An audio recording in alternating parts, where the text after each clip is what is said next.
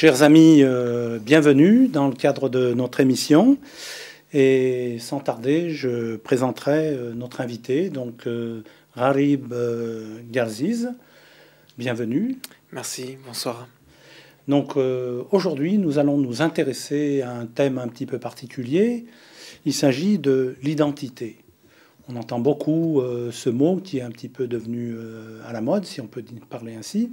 Donc on parle d'identité nationale ou d'identité en matière de religion, on parle d'identité en matière de rang social, etc.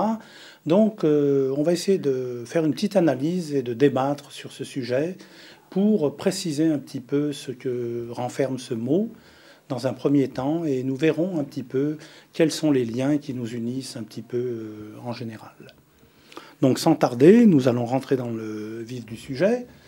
Donc le terme identité se rapproche un petit peu du mot s'identifier, hein, en quelque sorte, et aussi son contraire dirait les différences entre les personnes, entre les gens. Donc est-ce qu'on peut comprendre derrière ce terme des différences génétiques, par exemple? Est-ce qu'il s'agit d'une question, par exemple, de race, ou tout simplement distinction entre familles d'origine, par exemple? Il y a les Maghrébins, il y a les Européens, il y a les Américains, etc. Et finalement, on essaiera de remonter un petit peu aux sources pour préciser un petit peu la nature de l'identité. Donc sans tarder, je pose la question, et s'il y a un exemple à citer ou une histoire peut-être biblique où on peut approcher un petit peu ce terme de l'identité, on va essayer de rentrer dans le vif du sujet. Ça marche. Pour ce qui me concerne, au travers la parole de Dieu, quand on lit l'histoire de Moïse, en réalité, sur sa vie, on s'aperçoit que Moïse est né du peuple hébreu. Et quand il est né du peuple hébreu, à cette époque-là, on va tuer tous les enfants qui ont moins de 2 ans, et sa mère va vouloir protéger son fils en le mettant dans un, comment on pourrait dire ça, une corbeille, voilà, une petite corbeille, et le laisser dans l'eau, partir dans l'eau. Elle le met sur le Nil, le fleuve, le Nil, et en l'abandonnant au sort en disant que Dieu le protège. Exactement. Et c'est là que la fille de Pharaon récupérera cet enfant, l'élèvera, bien sûr, selon les cultures, bien sûr, égyptiennes, oui. Mais il sera élevé par sa mère.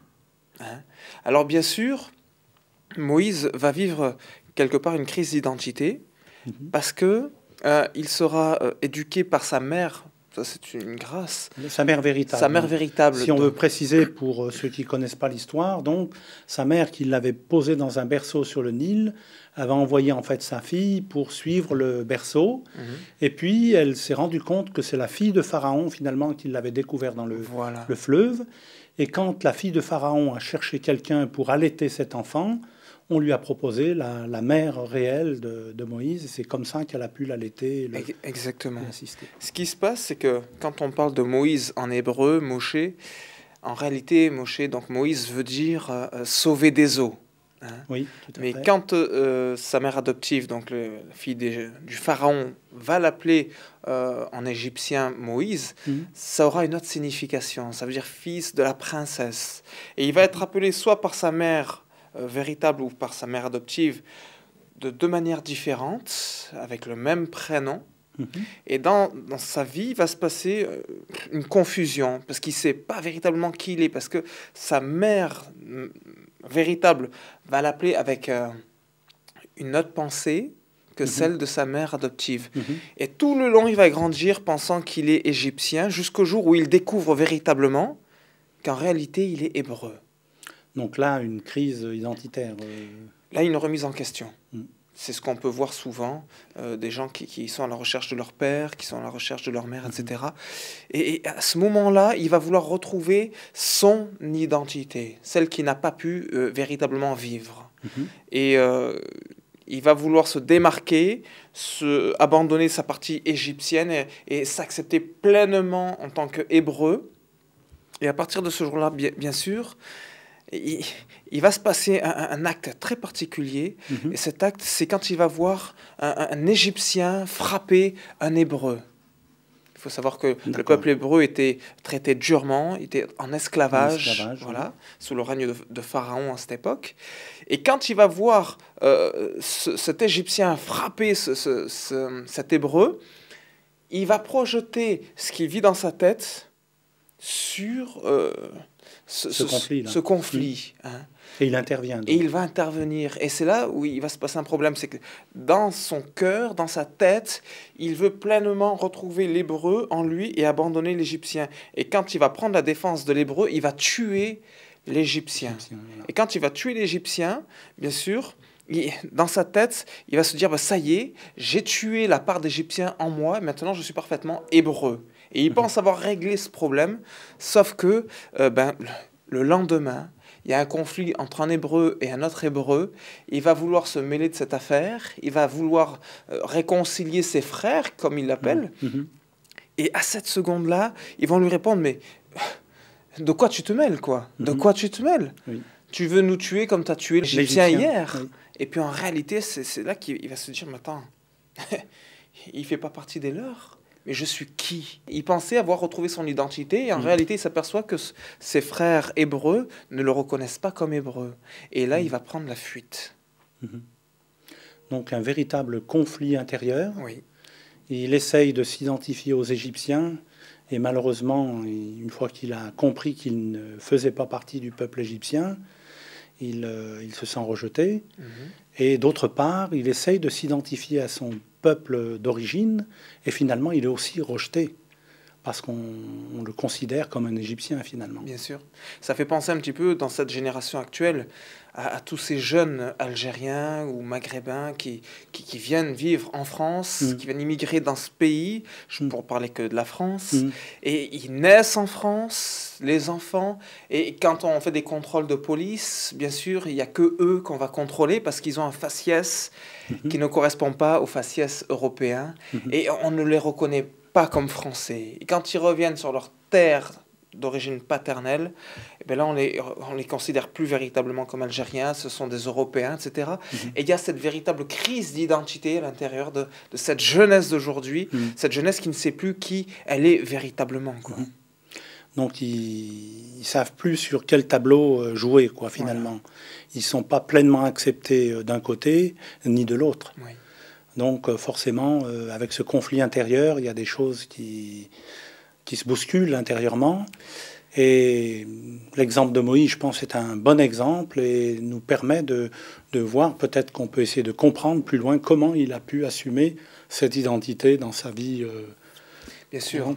Sur l'histoire de Moïse, il lui a fallu à peu près 40 ans. 40 ans de désert, de solitude, pour qu'il puisse apprendre à savoir qui il est. Et même quand l'Éternel va l'appeler pour sortir le peuple hébreu du joug de la servitude. Voilà, de la servitude de l'Égypte, il va dire, mais qui suis-je, moi? Qui suis-je pour que tu m'envoies? Il ne sait même pas qui il est. Et on reconnaîtra cette crise qu'il a au travers le fait qu'il bégaye. Ça, c'est un symptôme qui est manifeste en lui de cette crise d'identité en lui. Manque de confiance totale. On ne sait plus qui on est. Et c'est là où on commence à se replier sur soi-même, à se retrouver en ghetto entre jeunes qui vivent la même chose, etc. Et quelque part, on commence à se faire nos propres lois. Donc pour Moïse, on a dit qu'il a vécu une première partie de sa vie donc à la cour égyptienne, on peut dire. Il a été élevé dans de très bonnes conditions. Il a fréquenté, on pourrait dire, les meilleures écoles. Et tout le savoir égyptien, qui est le top à cette époque, donc il l'a vraiment assimilé. Donc il est dit qu'il a été élevé dans toute la sagesse des Égyptiens. Puis intervient donc le moment où il prend conscience que finalement son origine est tout autre. Et donc où il essaye de s'identifier à son peuple, et puis il est rejeté en quelque sorte par son propre peuple, et à ce moment-là, il a un moment de fuite, donc il fuit dans le désert, et là il va vivre pendant 40 ans, il va se marier, il va avoir une famille, et puis pendant 40 ans, il va mûrir en quelque sorte, et je pense faire un examen intérieur, etc., pour ensuite être utilisé pleinement par Dieu pour vraiment sortir son peuple de l'esclavage.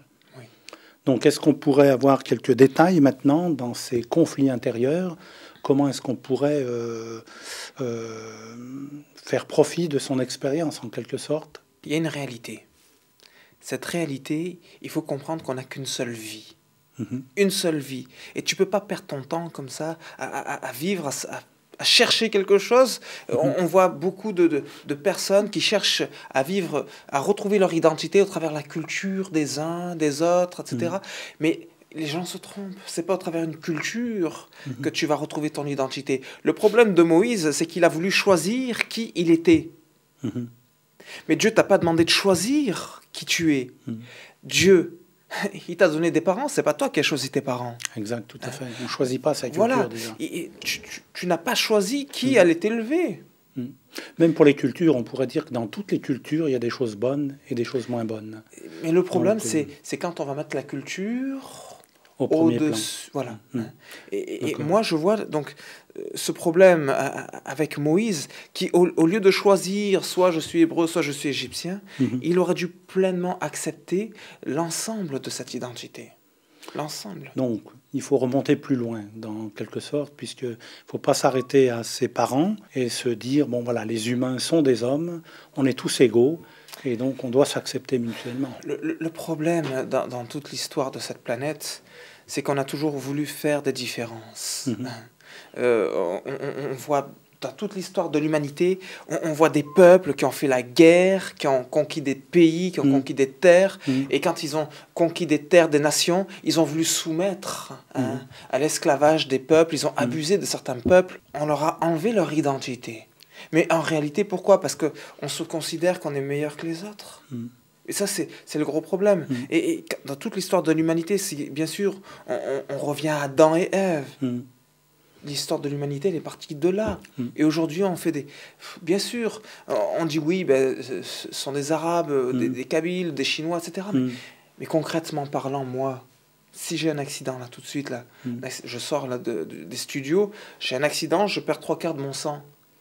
Le sang de mon propre frère peut me tuer. Tout à fait. Si on doit me l'injecter. Alors que le sang d'un parfait inconnu, d'un Congolais, d'un Chinois, d'un Juif... peut me sauver. Tout à fait. Et nous, on est là à regarder aux différences. Et on comprend plus. Mais attends. Et t'as qu'une seule vie. C'est vrai. L'être humain, c'est quelque part, c'est ton frère. Il faut arrêter de parler de race. Quelle race? Il y a une seule race, la race humaine, une espèce humaine. Tous ceux qui parlent de race, souvent, ça vient du racisme. Et il faut donc l'aspect négatif, quoi. Bien sûr. Mais Dieu, il a créé l'être humain à son image.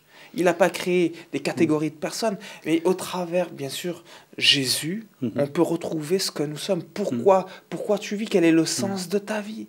D'ailleurs, Jésus est le second Adam, bien nous sûr. disent les Écritures. Donc, c'est tous ceux qui deviennent chrétiens, en quelque sorte, qui deviennent disciples de Jésus, participent à cette deuxième catégorie de personnes, c'est-à-dire on reçoit une nouvelle vie qui nous permet vraiment de vivre bien au-dessus de ces différences superficielles qui sont de type tout à fait charnel et secondaire.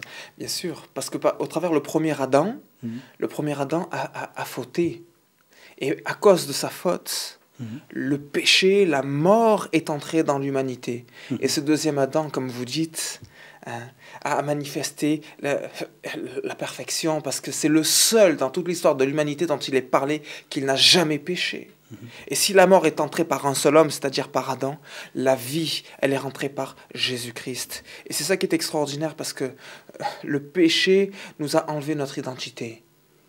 Mais la perfection de Christ nous a permis de retrouver quelle est notre identité, d'où est-ce que nous venons. Et en réalité, c'est vrai que si nous prenons en considération qu'on vient d'Adam et de Ève, tous, quels qu'ils soient, je n'oublie pas une chose, c'est que Jésus me révèle qu'on a un Père pour tous. Dieu, le Créateur. Et c'est au travers de ce Dieu merveilleux que quand je vois un parfait inconnu, que je vois mon frère, que je vois mes amis, etc., que je reconnais en lui l'œuvre miraculeuse de Dieu au travers de sa présence. Et là, je retrouve toute la dimension de l'identité de mon Créateur. Merci pour cette dernière note très positive, et je pense qu'on en restera sur cette note. On restera sur cette note pour conclure notre émission. Le temps est arrivé à sa fin. Donc on se retrouve dans une prochaine émission où on aura l'occasion de débattre sur un autre thème. Merci beaucoup. Avec plaisir, à bientôt.